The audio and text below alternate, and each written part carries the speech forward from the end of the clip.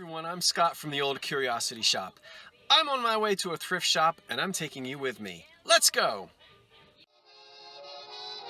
There's an old curiosity shop. Every once in a while I go by there for the fond recollections that lie there in that old curiosity shop.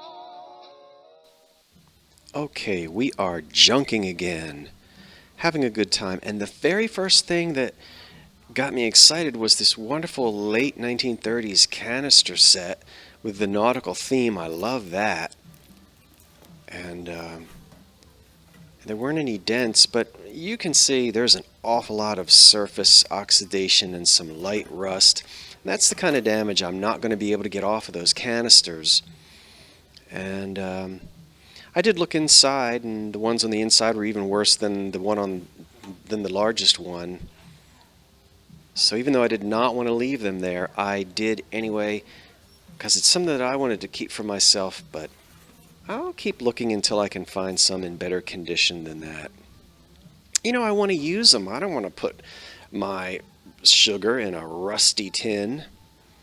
So, and I know there's all kinds of things you can use to clean metal, but from experience, that's the kind of corrosion that's not going to clean up very well. Here are some old train transformers from the 1940s and 50s. I think a few Lionel and American Flyer. I bought one a few weeks ago, and all the rest of them are still there. Movie light. Oh, yes. Remember movie lights from the 60s when your father would film you with that camera, and that light was so bright everybody ran to hide. Now, these lamps I did not buy. They were in good condition. This style of lamp is not a big seller.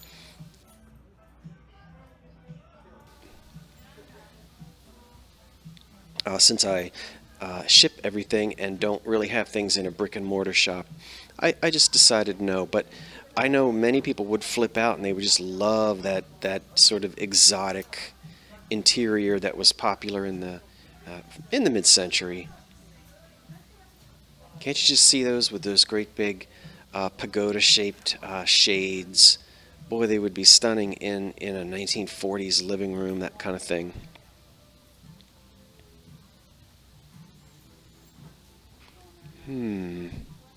Oh, I have to come down and play with this.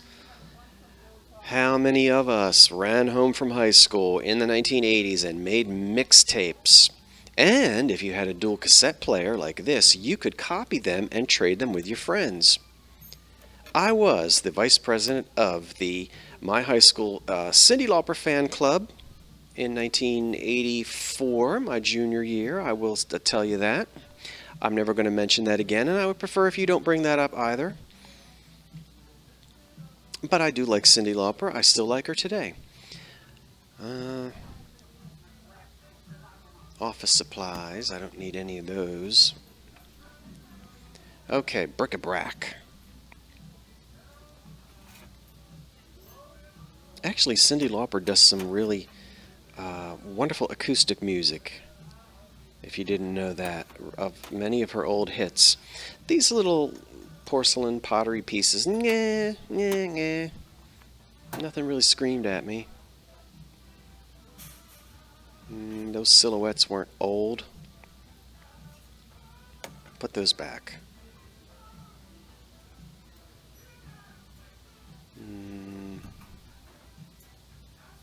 Let's see here. Oh, kitty figurine collection. Hello, Puss. Now that cat was not that old. Oh, the dogs are nice as well. Cute. That's $2 for him. Why is he only $1 and the other one was $2? Look at that yellow cat.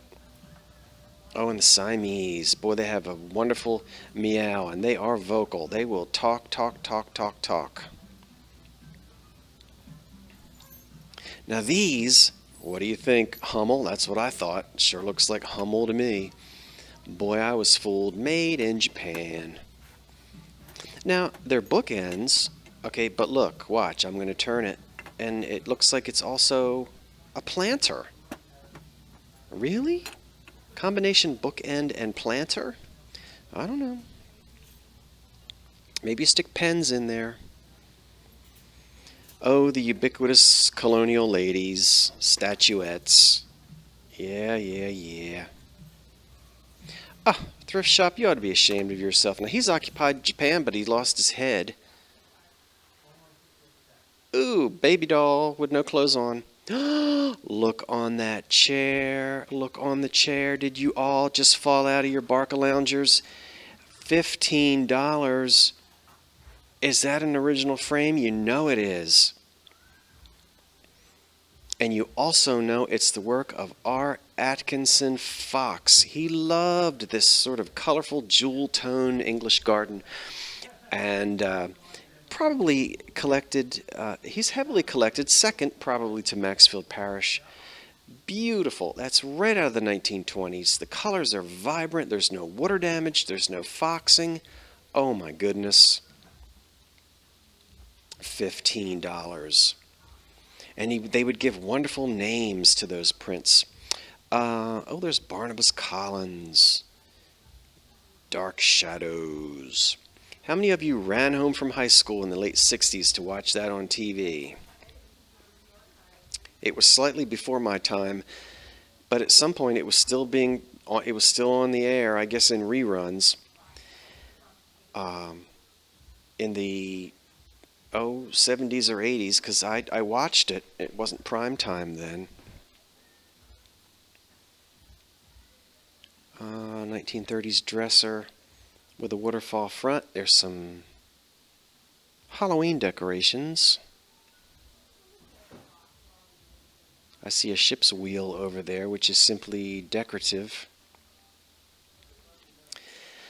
Oh, R. Atkinson Fox, he gave wonderful names to his prints. Ali Baba's Garden, and, I don't know, The Cave of Allah, In the Garden of Dreams, that kind of thing. Here's some nice mid-century dining room chairs. Boy, they look like they came off the set of the Patty Duke show. Ooh, ooh, ooh, ugly college dorm furniture. Right?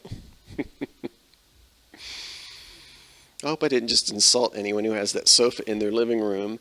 Bless your hearts.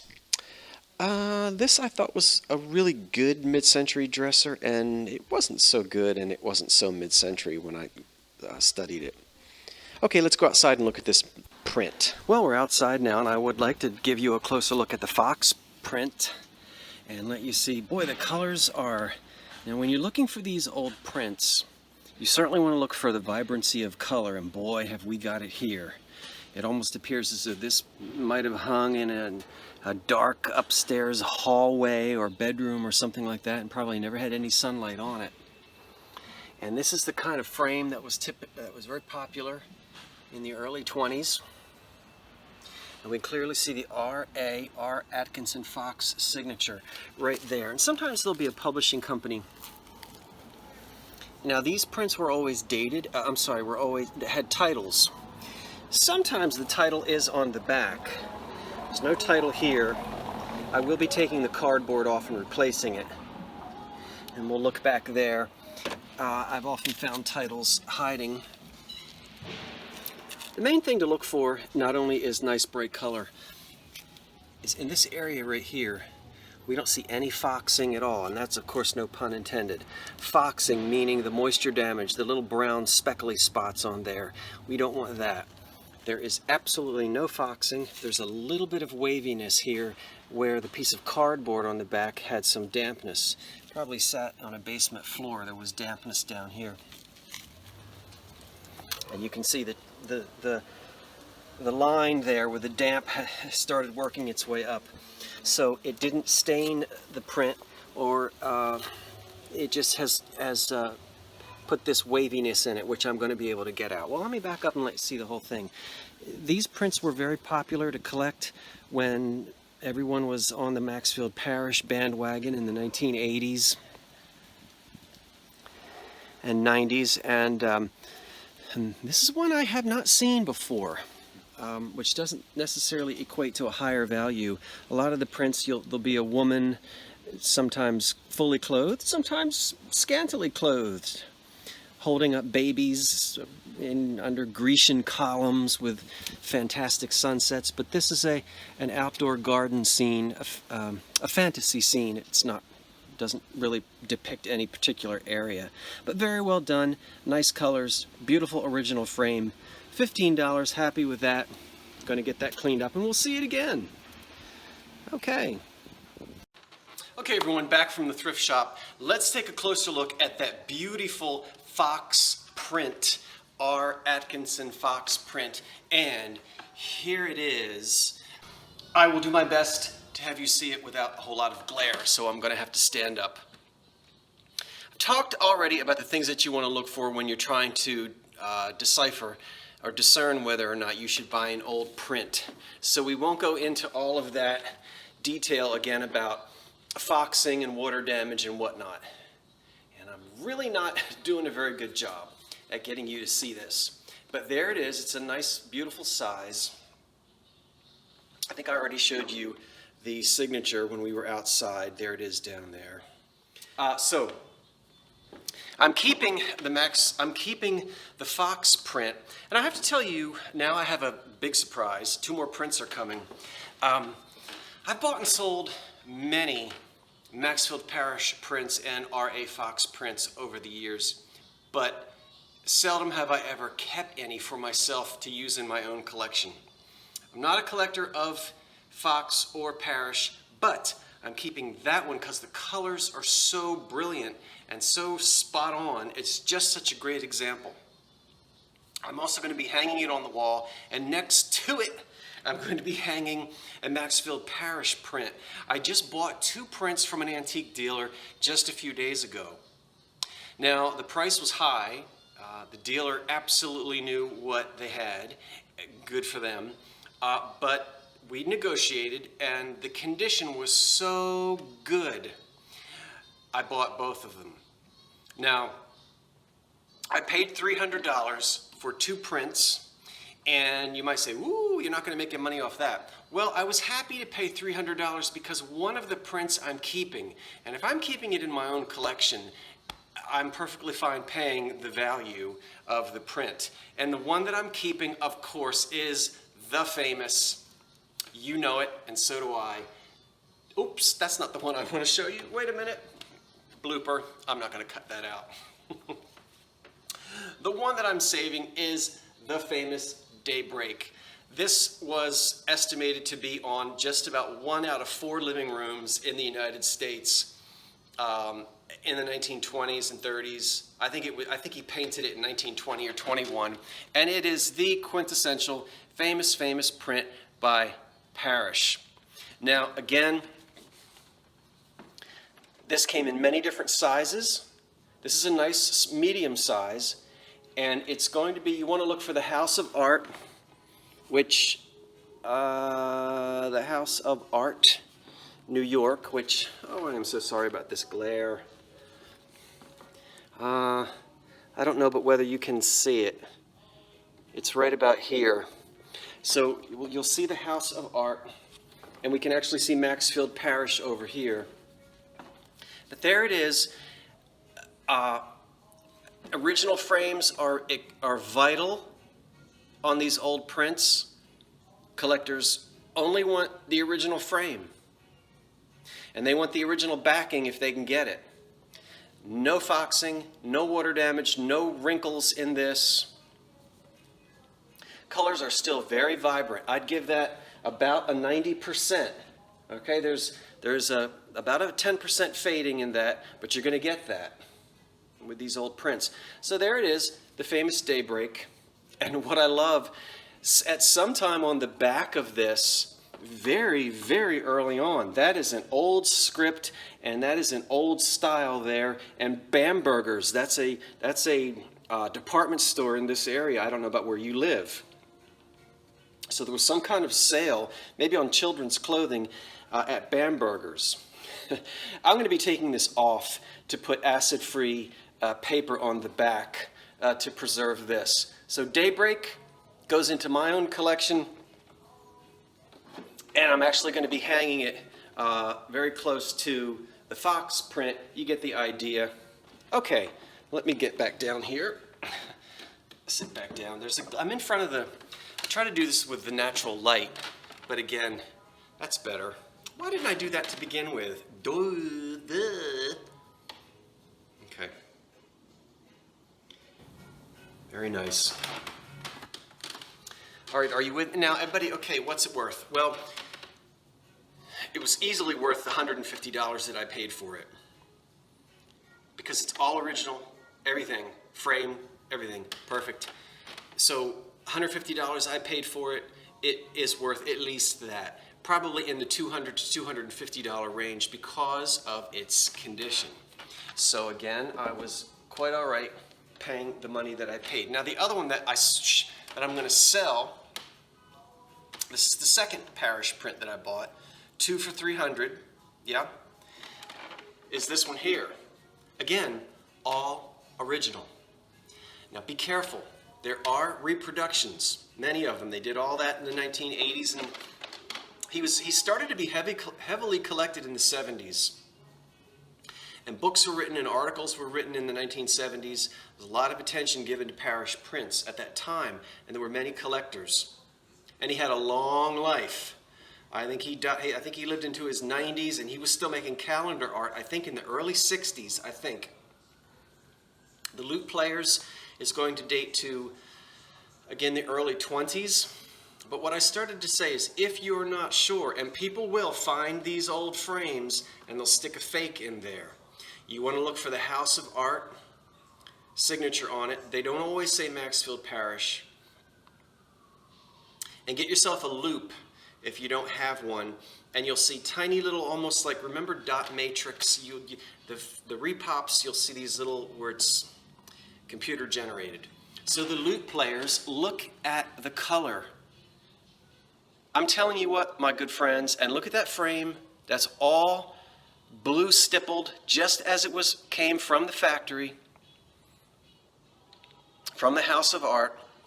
You simply don't find them surviving in this condition with such vibrancy. That is about as sharp as when it came out of the House of Art. Now, just as a comparison, you'll see that there is a slight difference in this is sharper. This is just a little bit faded compared to this one, but incredible. Even the back, all original. It's never come out of here. Now it should. We should have acid-free paper, and we're going to get rid of this cardboard, which is going to eat away and destroy this print. And even in pencil, someone wrote Lute on the back, but they spelled it L-U-T. Doesn't Lute have an E on the end of it? Maybe not. So the vibrancy of the colors, I can't say enough about this print. Hold still, hyper thing. If you are a Parish collector, you know, whether you're a serious collector or you would just like an example of his work, this condition, 9 out of 10 of them are not going to survive like this. And I'm telling you, I see them all the time with horrible foxing and water damage and fading. Now, I'm not a huge fan of this particular print. Our Parish, who, as you know, studied at the Pennsylvania Academy of the Fine Arts, which is 2 blocks in that direction. I've taken you to it several times. He loved these sort of almost androgynous figures with this poofy hair. It's almost like a bad perm. You know, remember when somebody got a bad permanent and they tried to comb it out and it got all frizzy? Let's get a good, like that right there. I don't know why. He gave these people really goofy looking hairdos, and some of them are even crazier than this.